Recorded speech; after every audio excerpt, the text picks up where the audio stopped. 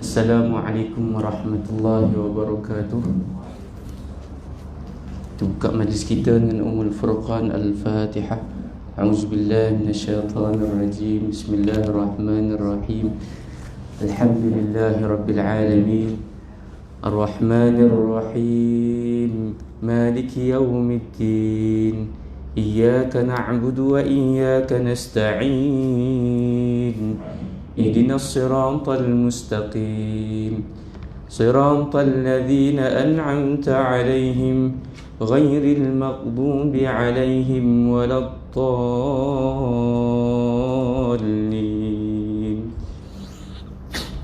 Amin amin ya rabbal alamin. Alhamdulillah rabbil alamin.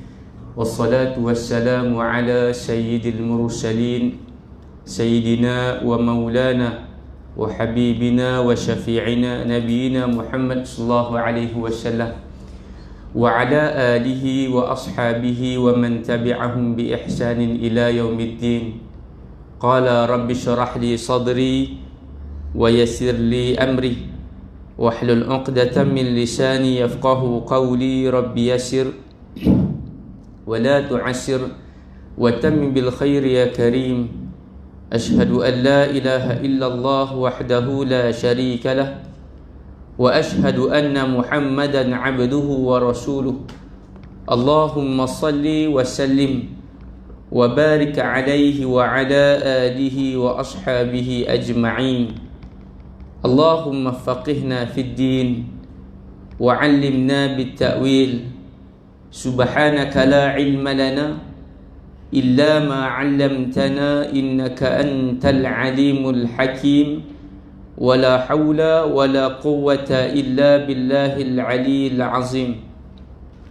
Ya Allah, ya Tuhan kami, jadikanlah ilmu yang kami perolehi pada malam ini, saat dan ketika ini ilmu yang bermanfaat ya Allah. Wa min qalbin la yakhsha ya Allah, jadikanlah hati kami hati yang tenang dan khusyuk.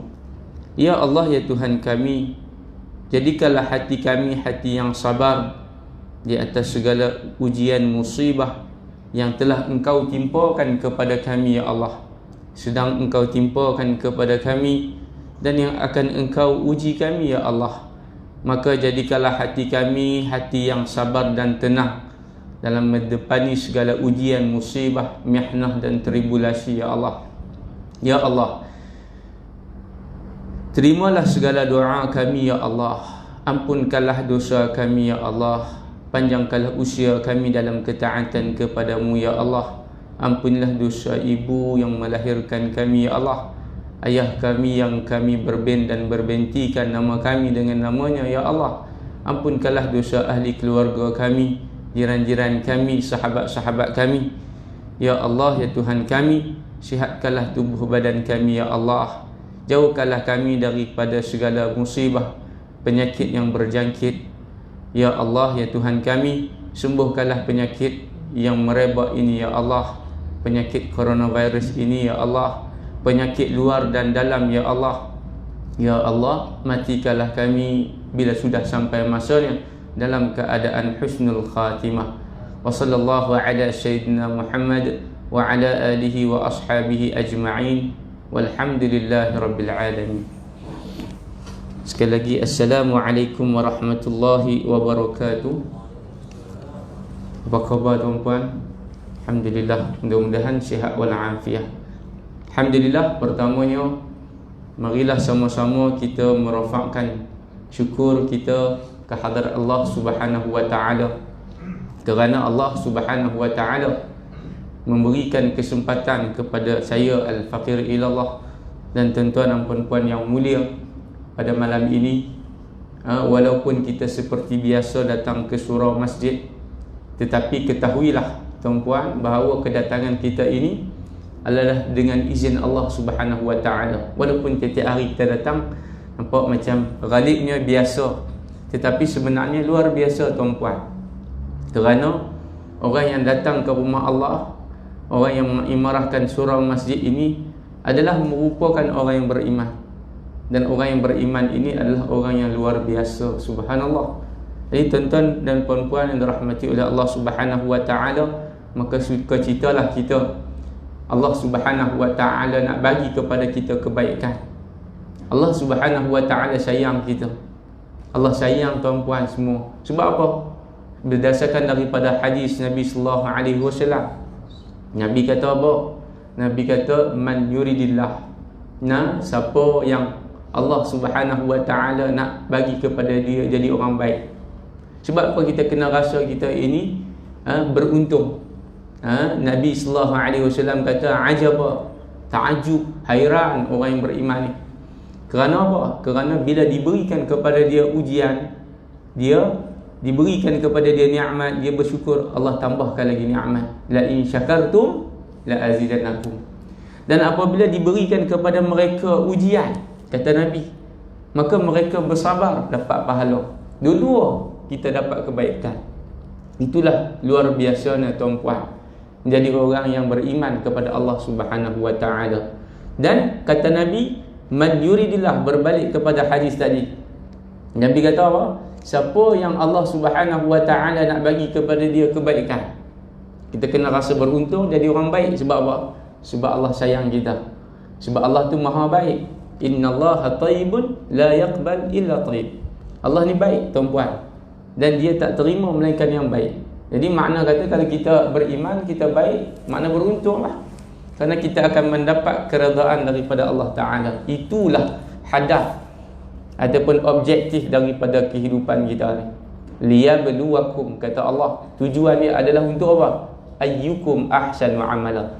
Nak mencari siapakah di kalangan kita ni yang terbaik. Jadi terbaiklah ni daripada banyak-banyak orang di fasa 3 ni. Maka Allah pilih tuan-puan datang ke sini dengan izin Allah Subhanahu wa taala. Hadirin rahimakumullah, saya pertama kali menjejakkan kaki di sini surah An-Nur ini. Jadi terima kasih kepada yang sudi menjemput ahli jawatan kuasa surah An-Nur, Tuan Imam, Tuan Bilal, ahli jawatan kuasa, dan semualah hadirin dan hadirat. Tajuk kita pada malam ini apa dia? Agak-agak tentang solat berjemaah. Masya Allah, solat berjemaah. Jadi saya sepatutnya malu dengan tuan-puan. Saya datang ni pun sebab atas jemputan berjemaah. Kenapa tak sempat berjemaah lewat tadi? Tuan-puan dah sempat berjemaah, patutnya saya tak layak bercakap tentang tajuk ni. Tapi oleh kerana berdasarkan daripada firman Allah Ta'ala, wa zakir, Allah kata berilah peringatan, fa inna dzikra tanfa'ul mu'minin, kerana peringatan tu manfaat bagi orang yang beriman, macam tuan-puan. Jadi kita sama-samalah peringat. Mudah-mudahan kita menjadi lebih baik dan lebih baik lagi. Sebab itu Hasan Al-Basri kata, kita bercakap benda baik ini walaupun kita kurang baik, walaupun kita kurang berada di maqam kedudukan yang terbaik, cakaplah, kata dia. Ibaratnya dia mengkiaskan kepada kita seolah-olah kita membasuh pakaian, kita membasuh pinggan. Jadi apabila kita basuh pinggan ni, apa yang kita basuh selain pada pinggan? Kita membasuh tangan kita, tuan-puan. Masya Allah, ada orang basuh pinggan, tangan dia tak basuh, kotor lagi. Kotor tak ada kotor, orang Kedah. Saya orang Kedah, tuan-puan. Masya Allah. Saya tak taruh lagi nama saya Al-Faqir Ilallah yang lemah ni, Muhammad Hazman Yani bin Ahmad, ataupun nama panggilan Da'i Hazman lah, kerana pernah menyertai program Da'i, finalis program Da'i musim keempat. Itulah tahun 2016. Saya Al-Faqir Ilallah yang sangat lemah. Tuan-puan lebih alim daripada saya. Kedatangan saya di sini bukan untuk mengajar tuan-puan, tapi untuk memperingatkan diri saya yang lemah ni. Saya masih lagi menuntut ataupun menyambung pengajian di USM dalam bidang undang-undang berkait dengan perubatan Islam di peringkat PhD. Jadi doakanlah saya tuan-puan, mudah-mudahan saya dapat menghabiskan satu takah lagi, bukan untuk title apa benda, tapi untuk amanah. Kerana dah sambung kena perhabis tu ingat tak? Dulu pernahlah belajar di Darul Quran Kuala Kubu, diploma, kemudian sambung di Jordan, Jamiah Muqtah. Ada sahabat ramai, sahabat kawan-kawan saya di Negeri Sembilan ni, yang jadi imam, insya-Allah hebat kan, yang bekerja di Jabatan Agama Islam Negeri Sembilan. Mereka hebat belaka, masya-Allah. Nah, di Darul Quran dulu ni, masa duduk di Mahat Gemencih, dia pergi sambung Darul Quran, jumpa di sana. Kemudian begitulah ta'aruf diri saya, al-faqir ila Allah. Jadi berbalik dah tuan-puan kepada tajuk kita. Tuan-puan, tajuk kita malam ni apa dia? Solat berjemaah. Boleh tak ramai-ramai kita sebut solat berjemaah? Solat berjemaah ni apa makna dia? Solat ni solat lah makna dia. Solat ambil daripada perkataan silah. Kita disebut jagalah silaturahim, gitu kan.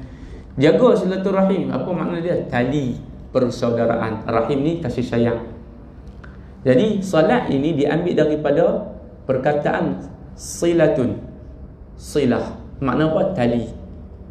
Kita solat menghubungkan kita kepada Allah Ta'ala. Angkat sembahyang kita tu, nampak tak? Mi'raj as-salah diangkat. Kata ulama dalam kitab Al-Imam Al-Jurjani, kitab Ta'rifat, dia kata salat ini ambil pada perkataan tali, pertalian, connection. Kita sehari kita 5 kali sembahyang. Berapa kali? 5 kali berapa rakaat? 17 rakaat. Subhanallah. Dalam setiap rakaat itu kita membaca bismillah, al-Fatihah, bacaan yang wajib itu, rukun qauli itu. Apa makna di sebalik daripada surah Al-Fatihah? Sangat besar. Tak sempat tuan-puan sejam ni nak rungkai kelebihan solat berjemaah, tentang kelebihan Fatihah lagi, maka tak sempat. Jadi apa yang sempat kita keluarkan, kita kongsikan. Jadi makna daripada solat ni apa? Ambil satu dulu solat, kemudian kita masuk dalam perkataan jamaah. Apa makna jamaah? Jadi baik solat ni perkataan dia silatun mausul, sampai kepada Allah Ta'ala. Wa ma umiru illa liya'budullaha mukhlishina lahuddin. Allah kata apa-apa pun kena ikhlas. Kita minta kepada Allah Ta'ala. Salat ni minta kepada Allah. Sebab itu sebelum Nabi sallallahu alaihi wasallam nak berhijrah, hijrah ni satu peristiwa yang sangat besar tuan-puan. Sangat besar. Orang Melaka kata besar kan. Sebab apa? Sebab dia punya hebatnya tentangan dia. Subhanallah, hijrah berapa kali Nabi berhijrah? 2 kali. Daripada Mekah ke Madinah, daripada Madinah ke Mekah balik. Hijrah. Lepas daripada buka kota Mekah, maka lama ba'dal fath, tidak ada lagi tuan-puan hijrah. Melainkan Nabi kata apa? Jihad dan juga niat.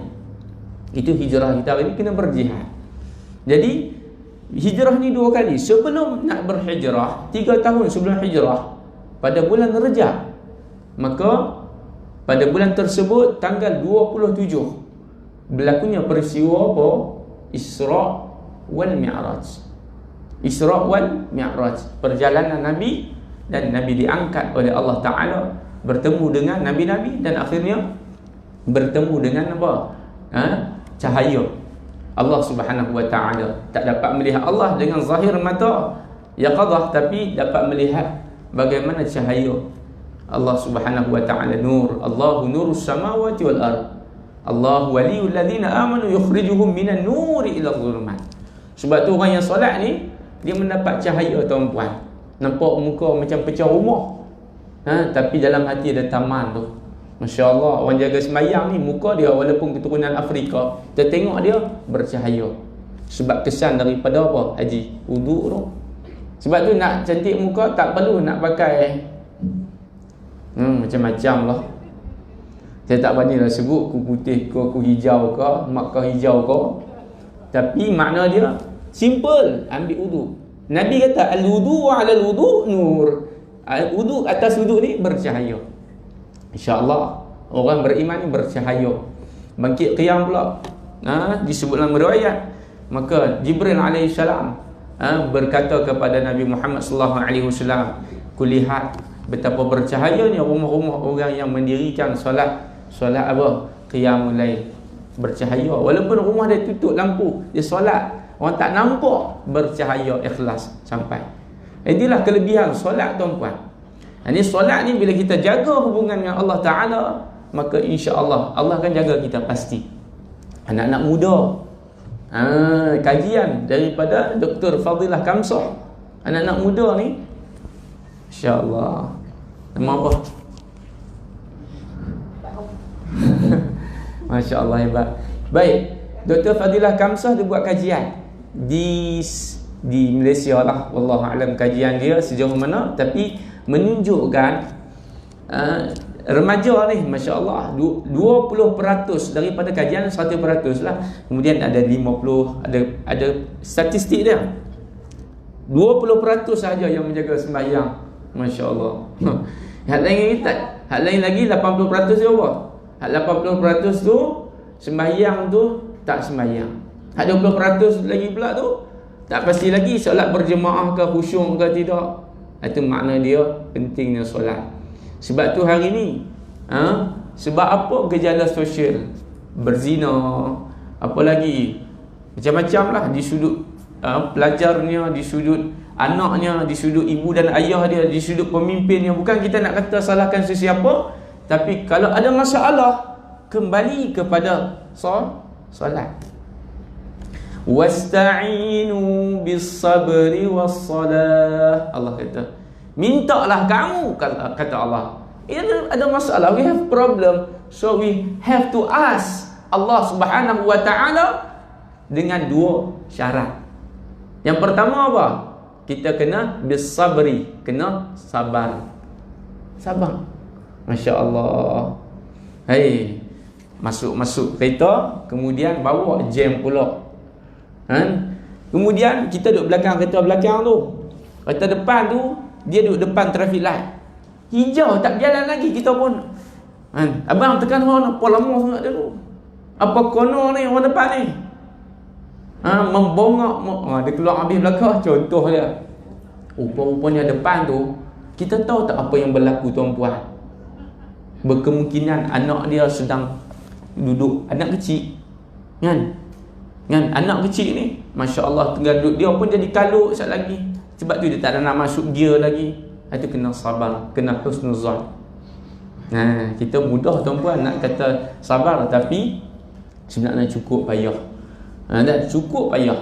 Sebab tu ada satu cerita, bila Nabi SAW, Nabi lalu, tuan-puan, Nabi lalu, ada kakak tu seorang, dia tengah duduk meraung, dia tengah duduk apa, meronta-ronta. Apa kata Nabi? Nabi kata kepada kakak tu, isbir, sabarlah, sabar. Sabar. Kakak tu balas apa? Apa sabar? Bukan kena kat kau pun. Tu kakak tu kata. Dan Nabi pun dengar macam tu. Nabi pun lalu jalan.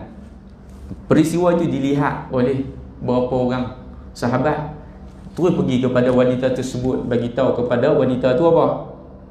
Wahai fulanah, kamu tahu siapa kamu bercakap tu? Tak tahu. Itu Nabi. Dia tak kenal Nabi. Dia dengar Nabi Muhammad SAW, dia pun terus pergi cari Nabi. Nabi berlalu, akhirnya dia pergi rumah Nabi. Dia pergi rumah Nabi, tuan-puan, Masya Allah. Dia pergi rumah Nabi, ketuk rumah Nabi. Tanya, mana rumah Nabi? Ni orang kata rumah Nabi. Ketuk-ketuk, Nabi pun buka. Kenapa? Nabi tanya, saya minta maaf, Tuhan. Tadi saya telah marah, Tuhan. Saya tak kenal pun Tuhan adalah Rasul. Nabi pun ada orang tak kenal. Kita kalau orang tak kenal biasa. Masya Allah. Kemudian apa kata Nabi? Nabi kata kepada dia, sabar itu adalah pada apa? Inda sadmatil ula. Sabar itu pada yang awal-awal tu. Kalau awal-awal kita boleh sabar, maka sabarlah kita.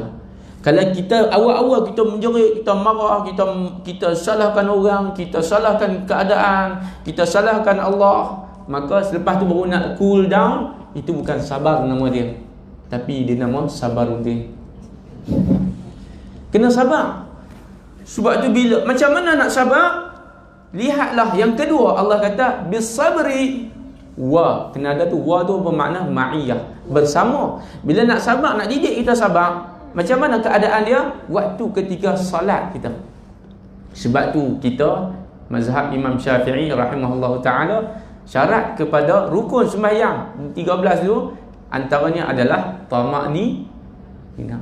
Apa makna tamak-ninah? Senang cerita sahabat. Satu-satu kalut ni nak ambil anak, nak hantar anak pergi sekolah, kalut tapi kena tamak-ninah. Tu dia sembahyang. Masya Allah, kesan daripada sembahyang Allah kata apa? Inna salata tanha 'anil fahsya wal munkar. Orang yang jaga sembahyang dia berkualiti, Allah kata sembahyang dia akan mencegah diri dia daripada berlaku keji dan mungkar. Orang yang jaga sembahyang, kalau kita semua jaga sembahyang, orang yang beriman, tuan-puan, insya-Allah tak perlu ada polis. Tak perlu ada orang nak tolong jaga keamanan sebab semua aman, tuan-puan. Kalau faham tentang konsep sembahyang. Tu. Allahu Akbar. Tuan-puan, Allahu Akbar. Tangan ni mana? Begini. Sebab apa tangan begini? Menyerah diri kepada Allah. Tuan-puan, kalau polis mari, dia tak pistol kan? Tengok dalam YouTube. Polis pergi dekat pencuri. Pencuri tu buat apa? Dia buat sini ya? Dia buat macam mana? Dia buat macam ni. Subhanallah. Sebab apa? Menyerah diri. Allahu Akbar. Kami menyerah diri ya Allah dengan berkata Engkaulah yang paling besar dalam kehidupan kami. Tapi kenapa hari ni bila di luar sembahyang kita membesarkan nafsu, kita membesarkan emosi? Kenapa kita membesarkan dunia kita? Lepas sembahyang ni keluar tengok selipar kena balah. Haram jadah sungguh. Terus haram jadah. Contoh tadi baru tu ustaz tu baru duk sembang pasal sabar, pasal redha. Keluar selipar dia kena balah. Ustaz, kat mana selipar? Tak tahu. Saya dah beli mahal ni selipar ni, asali. Asali ke adabi? Keluar orang balah pula dah. Baru beli RM80 sandal ni. Kurang ajar. Keluar tu perkataan contoh, tuan-puan, bukan saya sebut. Contoh. Jadi kena bersabar. Macam mana nak sabar? Kembali kepada sembahyang. Sebab itu tuan-puan yang dirahmati oleh Allah Subhanahu wa taala, kalau kita tengok al-mutaqaddimin, mereka ni hebat, salafus salih. Bila ada masalah dia sembahyang. Ada masalah dia sembahyang. Ada problem dia sembahyang.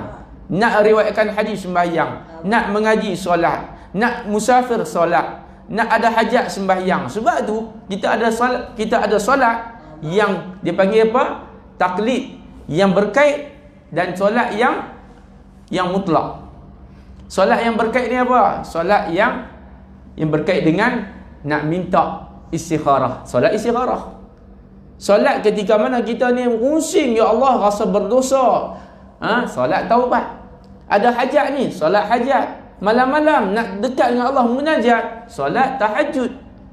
Solat apa lagi? Nak musafir, solat musafir. Nak pergi umrah, solat sunat musafir. Masya Allah, semua kita kena dengan sembahyang. Bila dekat kita dengan Allah, maka Allah Subhanahu wa ta'ala kata, minta apa aku akan bagi. Wa iza sa'alaka ibadi anni fa inni, sambung ayat ni, wa iza sa'alaka ibadi fa inni qarib. Sebut qarib. Qarib tu apa? Dekat. Ni kita baru lepas korban kan? Korban ni apa makna dia? Korban ni maknanya dekat. Qarraba yuqarribu, qarib atau takriban, dekat. Macam mana nak dekat? Kena ada at-tadhiyah. Tu Aidil Adha. Ambil daripada perkataan al-udhiyah. Apa dia? Pengorbanan. Sebab tu kalau nak dekat dengan Allah kena korban. Korban masa kita. Mari sembahyang. Yang terbaik solat pula adalah solat secara berjemaah. Solat secara berjemaah. Kita masuk pula yang kedua. Apa istilah berjemaah? Jamaah ambil daripada perkataan jamaah, yakni kumpul. Jama'. Mengaji bahasa Arab, kalau seorang dia panggil mufrad. Solat fardi, seorang-seorang. Kalau dua, musanna. Kalau tiga ke atas, dia panggil jama'. Jama'. Kalau berjemaah, jamaah. Kalau majmu'ah, kumpulan. Semua ambil pada perkataan jamaah. Ataupun kita sebut apa lagi? Universiti. Universiti dia panggil apa? Jamaah. Universiti dia panggil, ingat tak apa perkataan universiti? Al-jamaah. Sebab tu ini perkataan. Sebab tu dia ambil daripada perkataan jamaah. Baik. Ini maknanya berkumpulan. Sebab apa kita kena berkumpulan? Kias ulama berikan kepada kita. Kiasnya, kalau kita hidup seorang-seorang, ibarat macam dengan lidi. Ibarat macam dengan lidi. Lidi tuan-puan, kalau satu mudah dah nak gepak. Lidi mudah dah nak gepak. Mudah ha? Ada kat rumah penyapu lidi je? Kau tak ada dah. Semua penyapu ni plastik. Kalau duduk di kampung tuan-puan, penyapu lidi, sapu patah. Sebab apa? Sebab satu tu terlebih perak. Tapi kalau dia banyak, boleh dah nak patah. Payah nak patah. Lentok tu payah nak patah. Tapi kalau satu, mudah patah. Sebab tu dalam Islam mengajar kepada kita, apa pun kena berjemaah. Makan berjemaah, solat berjemaah. Kerja tu nama syarikat tu. Syarikat. Apa makna dia? Perkongsian. Berjemaah lah. Orang yang kerja seorang-seorang dengan orang yang kerja berjemaah, mana lebih kuat? Strong. Dia punya finance dia. Tuan-puan, mana lebih strong? Syarikat lah. Kalau kerja seorang-seorang, dialah nak kena buat marketing, dialah nak kena buat poster, dialah nak kena jaga akaun, dialah nak kena deliver. Mana ada syarikat macam tu? Dia kena ada apa? Dia kena ada CEO, dia kena ada bahagian bendahari, bahagian kewangan, kemudian bahagian akaun, bahagian surat menyurat, bendahari. Macam kita AJK ada. Bukan dia semua buat. Dia imam, dialah Bilal, dialah Tok Siap. Letih kalau gitu. Sebab itulah kena hidup dalam keadaan berjemaah. Baik, itu tentang jemaah. Kita belum lagi masuk tentang kelebihan berjemaah dan sebagainya. Baik, Nabi SAW daripada Ibnu Umar kata dia bahawa Rasulullah SAW sebut ni tentang hadis salat berjemaah. Nabi kata apa? Salat berjemaah, as-salatul jamaah afdal, lebih baik ataupun lebih utama daripada sembahyang sendirian. Nabi kata solat berjemaah lebih utama dan lebih baik daripada solat sendirian dengan digandakan 27 darjat. Dalam hadis yang lain Nabi kata 29 darjat. Jadi darjat ini Allah nak bagi banyak. Kalau kita solat seorang-seorang, tuan-puan, solat seorang-seorang, satu pahala. Kalau ada kurang, maka ada lagi tokok tambah dia. Kalau satu kurang lagi 0.9, 0.8, 0.7, adalah sikit. Tapi kalau satu ni makna kata bila hilang, hati hilang. Tapi kalau berjemaah 27, ni kias lah ni, bukan makna ditolak macam tu. Tapi makna kata kalau 27 tolak satu, kurang, ada lagi 26, ada lagi 25. Kemudian di dalam solat berjemaah, bukan hanya solat tuan-puan, bahkan lepas daripada sembahyang kita ada apa? Salam. Kan? Tuan-puan, kita tahu wirid lepas sembahyang, wirid ba'da solat. Macam mana kita tahu? Selepas daripada kita mengaji, betul. Di mana kita mengaji? Di sekolah. Tapi di mana praktisnya? Di dalam solat berjemaah. Imam pun baca Astaghfirullahalazim alladzi la ilaha illa huwal hayyul qayyum wa atubu ilaih. Dia baca kuat tu sebab apa? Sebab dia nak mengajak para jemaah ni untuk bersama-sama. Dan orang yang awal-awal, contohnya yang baru nak berjinak dengan wirid-wirid tasbih, tahmid, maka dia pun akan tahu, oh lepas pada astaghfirullah apa? La haula wala quwata illa billah. Kemudian apa? Kemudian Allahumma ajirna minan nar, Allahumma antas salam. Kemudian bacaan Al-Fatihah. Kemudian bacaan ayat kursi. Ayat kursi jangan tinggal tuan-puan lepas sembahyang. Sangat besar fadilat dia. Diceritakan riwayat dalam satu hadis, Nabi bersabda bahawa satu ketika Abdul Rahman bin Sakhar bin Azdi, iaitulah dikenali sebagai Abu Hurairah.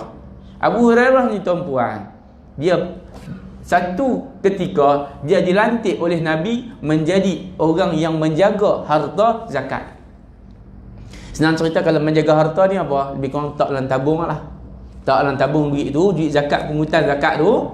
Kemudian disimpan. Yang menjaga dia hafiz, muhafazah. Yang menjaga dia tu siapa? Iaitulah Abu Hurairah. Satu hari bila dia kumpul, dia pun malam tu tidur, dia letak di bawah katil dia. Tuan-puan bila letak bawah katil tidur, Masya Allah tidur. Sahabat-sahabat ni bila tidur mereka tidak nyenyak. Tidur ayam sebab lagi nak bangkit qiyam. Maka tidur dia dengar ada orang masuk rumah dia. Dengar ada orang masuk rumah, Masya Allah. Bila tengok ada hamba Allah ni duduk dah dekat dengan tabung ni. Dia macam mana dia tahu tabung ni ada bawah ni? Dia macam ada waste pula kat tabung ni. Jadi saya nak mari pakai waste. Ni atas motor dengar ikut earphone. Turn left, turn right. Kan? Dia macam tahu dia. Terkejut Abu Hurairah, dia pun pegang kawan ni, kawak ni. Orang Kedah panggil kawak. Pegang kawak ni. Hang nak curi lah. Dia kata saya ni, dia bagi alasan. Abu Hurairah pun dengan belas kasihan dia pun lepaskan. Malam tu dia lepaskan. Esok harinya Abu Hurairah dia pun pergi jumpa Nabi. Ya Rasulullah, ni saya kan kena jaga tabung harta muslimin, pungutan zakat ni. Macam mana ni? Semalam ada orang main cuba nak curi. Macam mana? Apa kata Nabi? Nabi kata, malam ni dia akan datang lagi. Masya Allah. Maka bila Nabi kata macam tu, dia pun malam tu Abu Hurairah tidur tak lena tuan-puan. Terus malam pun terjaga. Malam ni memang mata tu memang kena dengan tabung dah. Tuan-puan, malam tu bila Nabi sebut, maka terjadi malam tu mari lagi. Malam tu Abu Hurairah pegang lah. Aku tak lepas dah ni. 2 kali lah. Dia kata tolong. Asif, minta maaf, tolong lepaskan saya. Saya ni miskin. Dia bagi alasan macam-macam lah. Tah betul, tah tipu. Kamu datang lagi esok, kata Abu Hurairah, aku tidak akan lepaskan kamu. Seriously. Esok dia jumpa Nabi.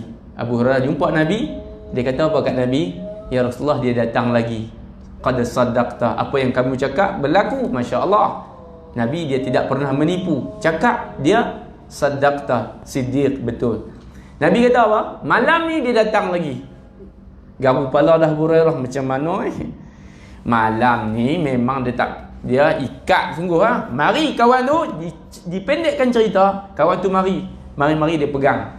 Aku tak lepas dah kali ni hang. Kata kawan tu apa? Kamu lepaskan aku kali ni, aku mohon. Kalau kamu lepaskan aku akan bagi kepada kamu satu tips ataupun satu amalan yang akan melepaskan kamu daripada apa? Daripada iblis, daripada keburukan. Aduh, kalau tangkap ni tak dapat pula tips ni. Kalau lepas ni boleh tip, tapi kawan ni takut mari lagi esok. Abu Hurairah pun, orang ni sahabat ni, mereka sangat tasjih, sangat dahagakan amalan-amalan. Dapat satu memang amal kau-kaunya. Tuan-puan, dia pun lepas. Baik kali ni aku lepas, pegang. Hang bagi tahu kan apa dia? Dia kata, bacalah ayat kursi pagi, petang ataupun malam, maka kamu akan mati dalam keadaan Allah jaga kamu. Masya Allah. Esoknya pergi jumpa Nabi SAW. Maka Nabi kata, dia tanya kepada Nabi, siapakah orang yang datang selama 3 malam berturut-turut? Kata Nabi, dia adalah iblis, laknatullah.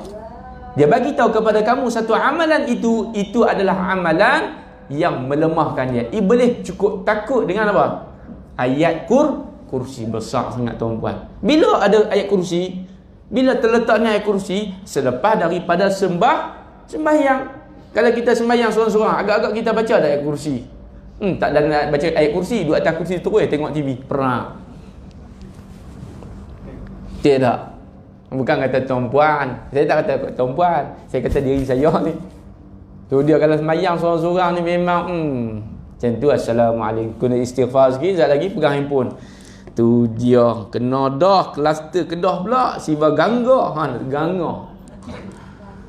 Tu dia GP siapa menang pula ni? I can see your voice. Tu dia tuan-puan. Tu kalau mayang seorang-seorang. Tapi kalau kita mayang berjemaah, bukan takat dapat wirid. Silap-silap bila doa imam ni berdoa, malaikat aminkan doa tu dimakbulkan. Ada anak-anak kita yang nak periksa, kita ada masalah, kita ada masalah keuangan, maka mintalah kepada Allah. Dan ketahuilah tuan-puan, kata Nabi, waktu yang terbaik ketika mana Allah nak mengangkat doa kita, ketika kita berdoa, minta kepada Allah dalam keadaan kita bersungguh-sungguh, dalam keadaan kita berkorban. Bilakah kita berkorban?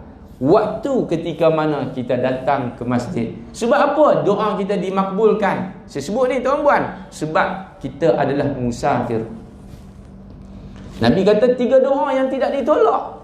Salasah 3 da'awat yang tidak ditolak oleh Allah Ta'ala, tidak akan ditolak. Allah tak tolak 3 doa ni. Yang pertama, doa daripada mak ayah kepada anak dia, tak akan ditolak tuan-puan. Waktu tuan-tuan marah sekalipun, kena apa? Sebut yang baik-baik. Orang dulu-dulu Masya Allah kan, dia geram anak dia naik, cerdik, panjat lagi, panjat, turun budak tu kan. Kalau kita lah ni, geram lah, dia nak keluar dah kan. Jadi kena cakap baik-baik, sebab kalam itu adalah doa. Yang kedua, doa yang dimakbulkan oleh Allah adalah doa orang yang dizalimi. Orang buat zalim kepada kita, jangan balas balik. Berdoa kepada dia agar dia dapat hidayah, dan doa untuk kita dimurahkan rezeki ke dan sebagainya. Dan yang ketiga, doa orang yang apa?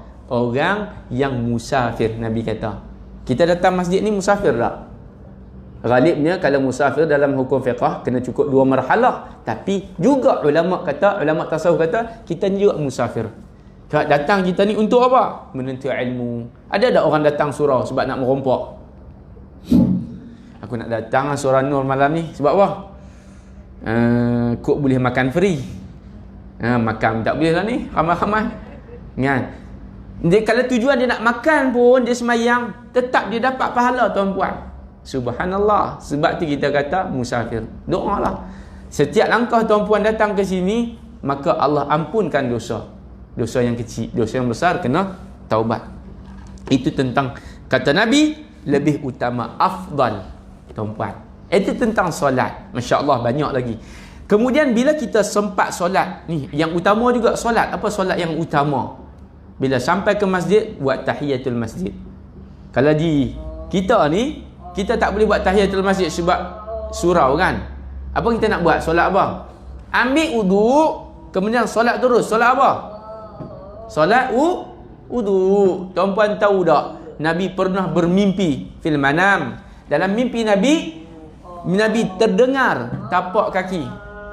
Tapak kaki ni, Nabi tanya Jibril, siapa punya gerangan tapak kaki ni? Maka kata Jibril alaihissalam, ini adalah tapak kaki sahabat kamu. Maka siapa sahabat aku? Dia adalah daripada bangsa apa? Dia Habsyi kan. Dia kulit gelap. Subhanallah. Maka tak ada orang lain lah yang dekat dengan Nabi. Kalau kulit gelap ni siapa? Bilal. Terkejut Nabi. Bilal, subhanallah, dia ni gelap. Kawan-kawan, orang pun, manusia pun, pulau dia tak suka dia, hina dia, tetapi dia mulia di sisi Allah Subhanahu wa ta'ala. Sebab apa? Nabi pun tanya Bilal, ya Bilal, apakah amalan yang kamu buat? Saya tak ada apa ya Rasulullah. Nampak tu tawaduk. Saya tak ada apa ya Rasulullah. Bagi tahu dulu ni, tunjukkan aku. Sebab apa? Aku bermimpi tapak kaki kamu sudah pun berada dalam syurga. Maka Bilal kata, ya Rasulullah, cuma satu benda ni saya tak pernah tinggal dalam hidup saya. Apa dia? Selepas daripada saya ambil uduk, ya Rasulullah, saya akan salat 2 rakaat. Tu dia. Nampak simple kan? Simple tak tuan-puan? Simple, mudah. Tapi dia memberatkan timbangan kita. Sebab tu dalam banyak-banyak amalan zikir yang nampak simple tapi berat. Contohnya apa lagi? Subhanallah wa bihamdih, Subhanallahil azim. Nabi kata kita ni duduk saja-saja, tengah naik kereta ke, Kena buat apa ke? Zikir riak ni. Kalimatan, 2 kalimah saja, simple. Khafifatan, ringan nak sebut. Saqilatan, tapi berat timbangan dia. Yaumul mahsyar nanti, mizan nanti. Allah pun suka. Habibatan ila rahman. Apa dia? Subhanallahi wa bihamdi. Subhanallahil azim. Everywhere. Anytime. Bila-bila boleh. Cuma jangan dalam tandas sudah. Masuk tandas. Subhanallah. Walhamdulillah. Ni jemaah mana pula ni? Kita tengok surah An-Nur. Tepuk daya. Jangan buat panggil macam tu lah. Gurau dia tuan-puan. Makna dia, di mana-mana pun kita kena apa? Kita kena mengingati Allah Subhanahu Wa Taala. Jadi tunjang dia adalah salat berjemaah. Baik, itu tentang hadis berkaitan dengan salat berjemaah. Allah sebut dalam Al-Quranul Karim kelebihan salat berjemaah. Dalam ayat surah An-Nisa, ayat 102. Allah kata, wa idza kunta fihim fa aqamta lahumus salah. Dan apabila engkau wahai Muhammad berada di kalangan mereka semasa perang, lalu engkau dirikanlah sembahyang, jadi imam wahai Muhammad. Allah kata kepada Nabi, kamu tengah perang pun Rasulullah, ya Nabi, ya Muhammad, kamu kena apa? Kamu kena sembahyang, jadi imam. Makna solat berjemaah. Solat apa dia panggil dalam perang? Solat khauf. Perang pun kena solat. Kita sakit urat, aduh, tak mayang dah. Ni tambah-tambah lah pula musim raya ni. Jalan kan. Jam. Tahu tak jam? Semalam saya balik daripada Kedah sampai sini pukul 2 pagi. Jam. Telefon mak saya kata, awak tak bawa roti, boleh balik jam sekali. Orang tua. Jam tuan-puan, Masya Allah, 10 jam pun balik. Jadi kat situ apa? Akan ada masalah pada sembahyang. Tidak. Bila kita tolak pukul 12, duduk atas kereta pukul 5, pukul 4.30, habis dah waktu apa? 4.45 habis dah waktu zuhur. Duduk atas kereta lagi. Bukan atas kereta, dalam kereta. Kan? Macam mana nak sembahyang zuhur? Maka kena niat jamak takhir. Jamak takhir kena niat tuan-puan. Tuan-puan alim daripada saya. Kena niat jamak takhir. Kalau jamak takdim tak payah niat lah, terus sembahyang. Jamak takdim niat, maka terus buat jamak dalam waktu zuhur. Kan? Pun kena niat juga. Tetapi kalau kita nak menangguhkan sembahyang, waktu nak himpunkan dalam waktu asar, zuhur itu, maka kena niat. Kalau tak niat, maka dia jadi apa? Fata, luput, jadi qada. Maka berdosa, subhanallah. Jadi kita akan sentuh hadis. Apakah akibat orang yang meninggalkan solat secara sengaja? Besar tuan-puan. Tu dia bergerak ni, tu nampak sikit. Saya tarik gitu lah tuan-puan. Tapi kalau Allah hampuk kita, Masya Allah, takut. Allah, ni satu lagi nampak hadis. Allah kata apa? Besarnya dosa tinggalkan satu solat. Allah garu kepala kita. Allahu akbar, ampunkanlah dosa. Sebab tu kena banyak istighfar. Astaghfirullah wa atubu ilaih. Jangan tinggal istighfar ni. Allah sayang orang yang istighfar. Ada satu cerita. Sebelum kita nak masuk puan yang seterusnya, ada satu cerita ni tuan-puan. Hak tadi pasal jamak tadi ni, saya nak cerita. Orang lah ni ada yang dia jamak takdim payah. Sebab jam. Jamak takhir pun payah lagi. Akhirnya dia kata dekat laki dia, abang, kita buat jamak yang ketiga. Jamak apa? Jamak takyah. Masya Allah, takyah mayang tu. Astagfirullah.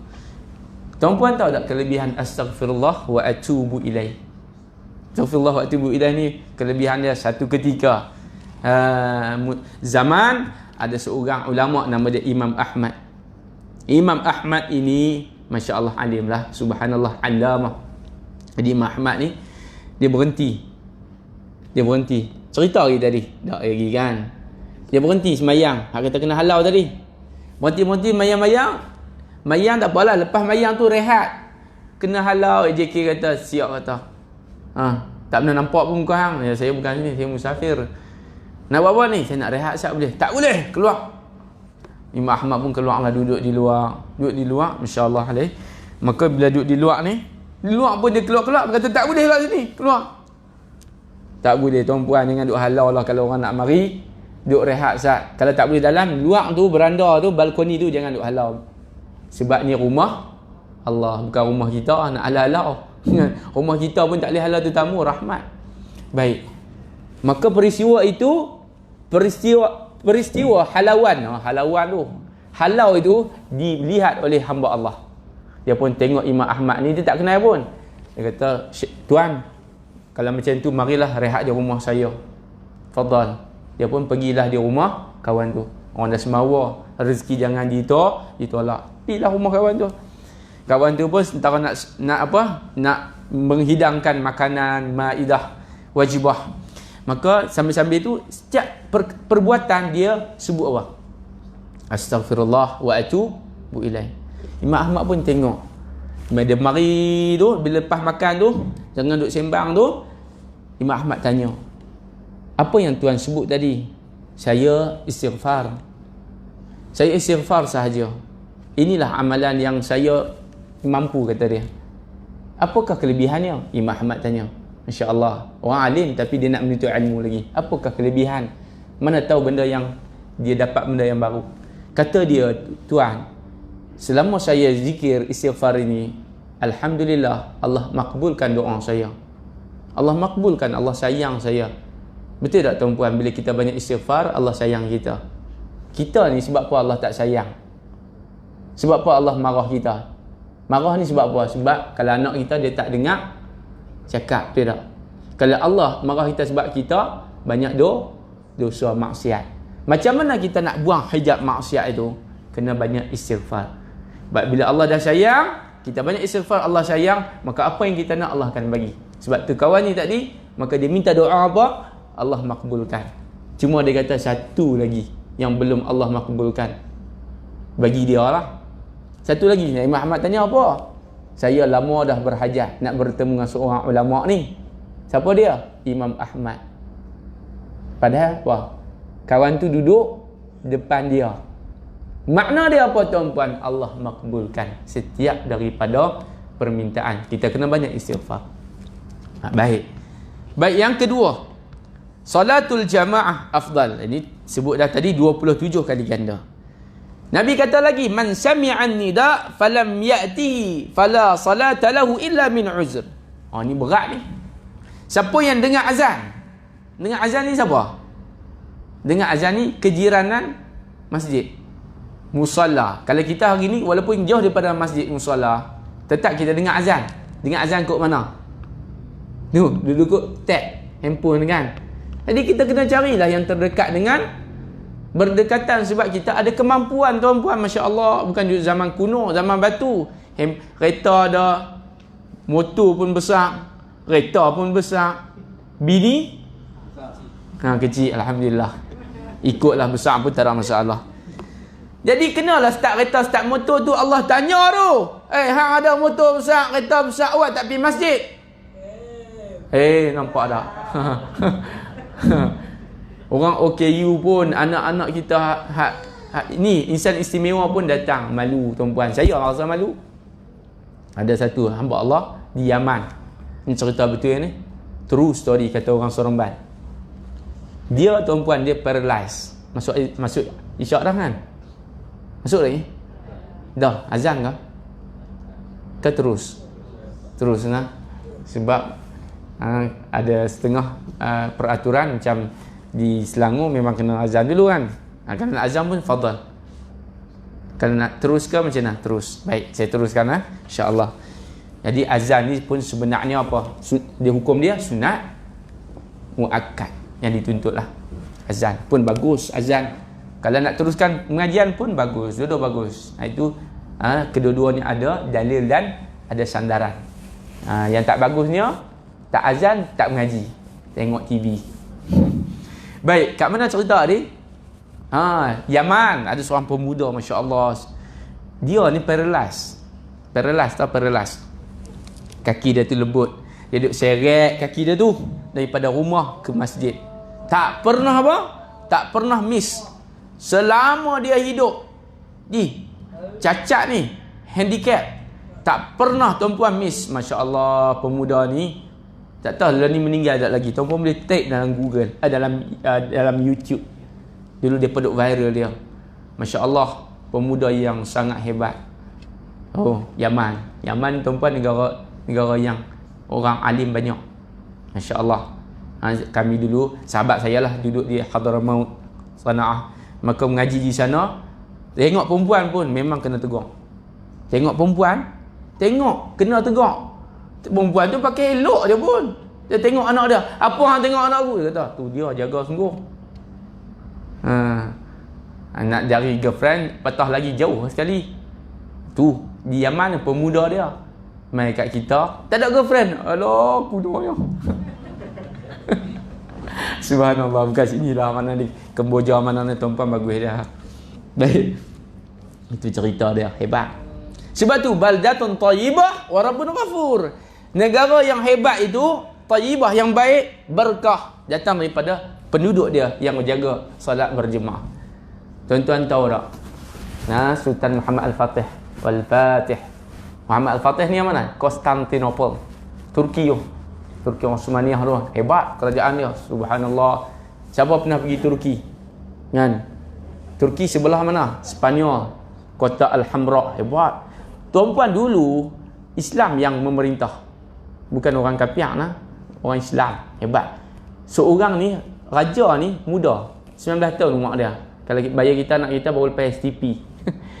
Dia tuan-puan, dia masuk saja tentera terak. Sebelum dia nak masuk tu prepare, memang power punya prepare. Apa prepare? Siapa yang nak jadi tentera, nak jadi prajurit tentera ni, apa? Askar ni, aku wajibkan kamu hafal Al-Quran. Solat berjemaah selama berapa puluh hari, berapa ratus hari. Kan? Siapa yang miss solat berjemaah disqualified. Kemudian qiyamul lail kena wajib. Itulah kekuatan. Masuk dia tuan-puan, malaikat tolong, Allah tolong. Tu. Tengok perang Badar. 300 pun. Lawan berapa ribu? 1000 lebih, 3 kali ganda. Tapi Allah tolong. Walaqad nasarakumullahu bi badrin wa antum adillah. Fattaqullah. Macam mana kita nak takut kepada Allah? Jaga solat. Allah suruh kita solat dia, tuan-puan. Jadi berjemaah lah. Itu kekuatannya. Baik. Sebab tu lepas pada PKP, masa PKP pun hidupkan juga macam biasa. Cuma kena jaga lah SOP. Pakai pelitup muka, jarak. Itu dia panggil ikhtiar. Untuk apa? Untuk kita, usaha kita. Allah kan suruh kita berusaha. Manjada wajada. Siapa yang usaha dapat. Sebab tu kita tak boleh kata tak apalah. Semua ni datang daripada Allah, tak payah pakai pelitup muka, tak boleh lah macam tu. Kan? Sat lagi kalau kata berjangkit pula, pun kita pula masalah, tutup habis surau, tak ada lah mengaji. Kita pula yang rugi. Sebab tu kena berjaga. Dunia kena ada, akhirat pun kena ada. Akhirat itu utama. Akhirat diburu. Dunia diburu, akhirat dituju. Begitu. Baik. Man sami'a nida, Nabi kata dengar azan kena pergi masjid. Banyak kelebihan solat berjemaah. Berapa kali dah salam.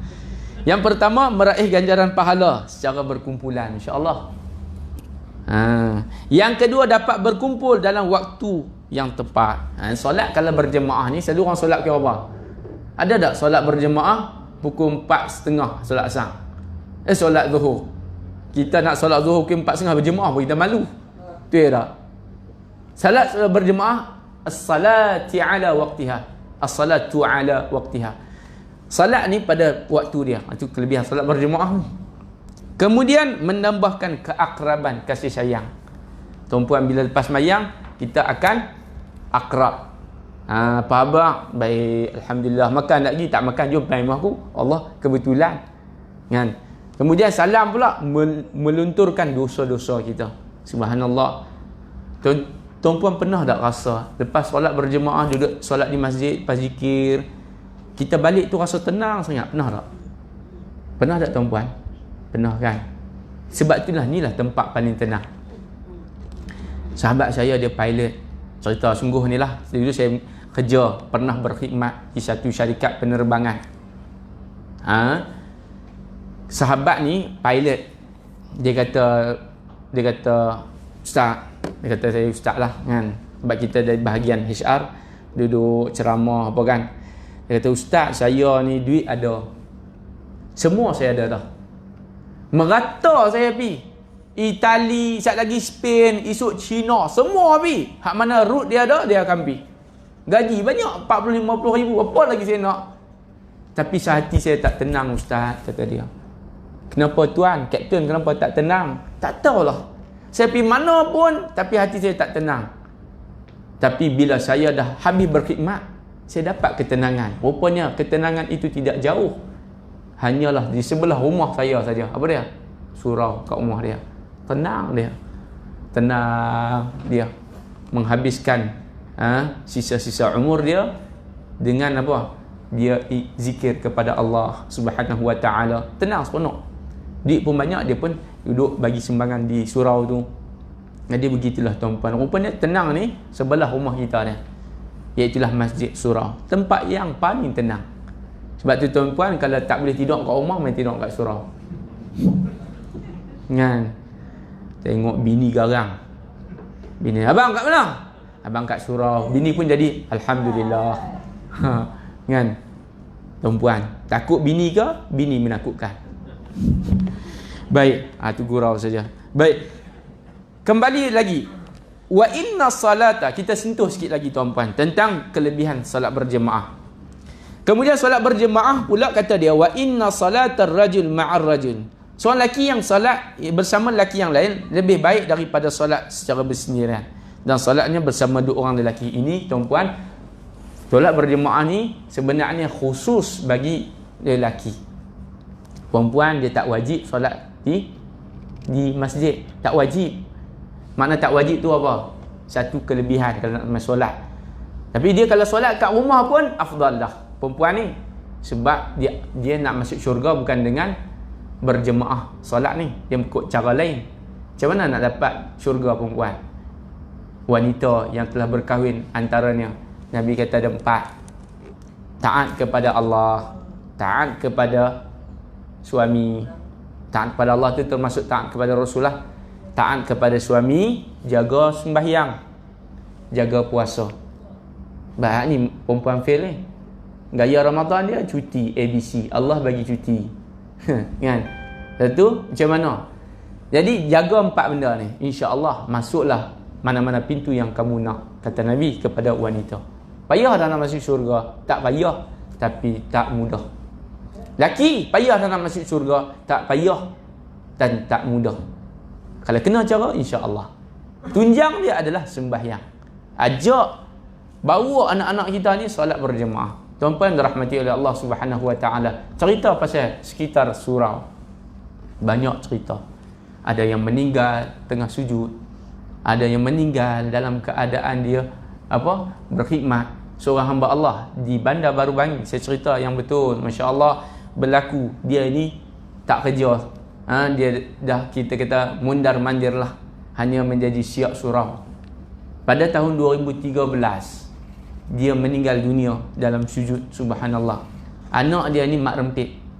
Anak dia mak rempit. Orang kalau jumpa dia, orang akan kata hang ni anak hang ni apalah. Kata macam-macam kat dia. Kalau orang kata kat kita, mesti kita malas aku pergi surau ni. Kerja duk kena kata ya. Tak. Tapi dia pergi lagi. Dia tolong pula basuh tandas. Mari siap ni. Apa kerat sangat orang nak bagi, apa ratus sangat. Kan? Dia pun mari tak putus asa sebab dia buat benda tu kerana Allah. Akhirnya Allah bagilah tuan-puan kelebihan yang tak ada pada orang lain. Bahkan kelebihan itu bahkan lebih hebat daripada alim ulama. Sebab apa? Mati tengah sujud. Kemudian pada bulan puasa. Kemudian pada malam Ramadan yang terakhir. Dan dalam keadaan hari Jumaat. Perfect tuan-puan. Hebat, Masya Allah. Tuan-puan, paling seronok kali mati tengah sujud. Kalau tempat ni pula kita kata kat Mekah. Itu memang kat Mekah hari Jumaat Ramadan 10 yang terakhir, itu memang perfect sungguh lah. Tuan-puan, hak ni pun kira kita dah kata takriban hampir kepada perfect lah. Kita tengok Sri Zahir dia. Siapa dia tu? Alim ke? Tak. Penceramah ke? Tak. Siapa dia? Imam ke? Tak. Pengurusi ke? Tak. Dia tu tok siap. Duk sapu taik najis. Orang semayang tak ada tek cicak, dialah yang sapu. Tapi orang tak tahu, tak nampak. Itulah tuan-puan, kehebatan bila kita buat dalam keadaan ikhlas. Allah nampak walaupun manusia tak nampak. Itulah disebut sebagai Uwais Al-Qarni. Tuan-puan, Uwais Al-Qarni ni sahabat bukan kenal pun dia. Hak kenal ni siapa? Jibril. Malaikat kenal, Allah kenal dia. Malaikat kenal dia. Nabi dibagi tahu oleh apa? Jibril alaihi salam. Katanya riwayat, ada seorang pemuda di Yaman, dia doa dia Allah angkat terus kalau dia minta apa pun. Sebab apa hebat sangat kawan ni? Sebab dia ini orang yang sangat taat kepada ibu dia, bawa mak dia daripada Yaman ke Mekah menunaikan umrah. Tuan-puan, sempat dah jumpa Nabi? Ada dua pendapat. Katanya tak sempat, sebab dia pergi rumah Nabi, waktu tu Nabi keluar berperang, berjihad. Ada pendapat yang kedua kata dia sempat jumpa Nabi. Dia tanya Nabi, ya Rasulullah, adakah berbalas pengorbanan ibu saya melahirkan saya dengan saya bawa mak saya, ibu saya daripada Yaman ke sini, ke Mekah? Nabi kata tidak terbalas. Sebab kamu, kalau kamu bawa ibu kamu, kalau kita tengok balik, bawa mak ke Mekah, kalau letih boleh tak letak mak Ustaz? Boleh lah, letak Ustaz mak, Ustaz nah, sekali kita jalan lagi. Tapi kalau mak tu melahirkan anak dia, boleh tak berhenti Ustaz? Doktor Ustaz, setengah jam ni, lagi boleh tak? Tak ada. Kadang tu sampai mati tuan-puan, subhanallah. Sebab tu anak yang derhaka tak bau syurga. Nah, mayang pilah berjemaah berpuluh tahun pun. Tu kena tengok balik aulawiyat tu. Mak yang baik pula, dia jangan halang pula anak dia nak solat berjemaah. Dekat tu kena mengaji balik kita. Subhanallah. Baik. Lepas tu solat lelaki dengan lelaki, Nabi kata kena solat berjemaah. Dan itulah yang paling disukai, fahuwa ahabu ilallah. Baik. Itu tentang kelebihan solat berjemaah. Jadi seterusnya menambah semangat untuk beribadat. Tuan sembahyang berjemaah sebab apa? Dia kata menambah semangat beribadat. Selepas kepada kita sembahyang akan ada pengisian halwa telinga. Kan? Rasa semangat lah. Kelebihan. Ada kemampuan pula jemput lagi ustaz-ustaz yang menarik, yang sebagainya. Kemudian pengisian ilmu dan juga salah satu dakwah kepada ahli keluarga dan menghidupkan sunnah Nabi sallallahu alaihi wasallam. Yang terakhir sekali, di generasi awal Islam yang rajin solat berjemaah, datang kekuatan daripada solat berjemaah. Wallahu alam. Pukul 9 sudah. Kita kira sekadar itu yang dapat kita kongsikan, walaupun banyak lagi kelebihan berlipat kali ganda. Terlepas daripada api neraka. Satu lagi sebelum saya lupa, Nabi sallallahu alaihi wasallam pesan, kalau kita salat berjemaah takbiratul ula laki bersama dengan imam selama 40 hari berturut-turut, maka Allah akan hindarkan kita daripada dua. Yang pertama, dihindarkan kita daripada neraka. Kalau nama kita ada kat neraka, Allah buang. Yang kedua, atas dunia orang itu akan bersifat dengan sifat mukmin yang sejati, bukan orang munafik. Dia akan dibuang daripada sifat nifaq. Itu solat berjemaah takbiratul ula tak pernah tinggal selama 40 hari berturut-turut. Sebab apa 40 hari angka dia figure? Sebab kita nak didik diri kita kena 40 hari. Ada sahabat-sahabat ni keluar 40 hari, 4 bulan. Angka 4 ni tuan-puan adalah angka yang mendidik. Sebab dalam perut pun daripada nutfah, alaqah, mudghah, idhamah, jadinya janin, jadinya manusia. Maka angka dia 40 sampailah 9 bulan 10 hari lebih kurang. Yang ketiga, mendapat perlindungan daripada Allah pada hari kiamat nanti. Kemudian dinaikkan darjat oleh Allah Ta'ala, diampunkan dosa, memberi jaminan syurga, Masya Allah. Disediakan hidangan syurga, ma'idatan minas sama, ma'idatan fil jannah. Mendapat cahaya pada hari kiamat. Menunggu solat jemaah dikira sebagai mengerjakan solat. Pahala sedang mengerjakan haji. Ini besar ni. Pahala mengerjakan haji. Tak pernah dengar pula. Ni hadis dia. Nabi kata, siapa yang keluar daripada rumahnya dengan keadaan bersuci, makna dia suci ni apa? Daripada najis, suci hati dia, niat kerana Allah, menuju kepada solat fardu, maka pahalanya seperti pahala orang haji yang berihram. Dan sesiapa yang keluar semata-mata untuk tasbih ad-duha, maka pahalanya seperti pahala orang yang mengerjakan umrah. Satu solat selepas satu solat, tiada melainkan perkara, tiada melakukan perkara-perkara yang sia-sia di antara kedua-duanya, maka ditulis kalangan orang yang mempunyai kedudukan yang tertinggi. Subhanallah. Hai tuan-tuan, maka saya nak tinggalkan satu tips untuk macam mana kita nak didik generasi muda untuk solat. Macam mana? Inilah dia punya climax dia. Tuan-puan kata macam ni, bagi tahu macam ni kepada anak-anak, siapa yang memberatkan solat, maka solat akan jadi ringan kepada dia. Saya ulang, siapa yang memberatkan sembahyang, maka solat itu akan jadi ringan bagi dia. Maknanya ringan ni apa? Akan jadi mudah.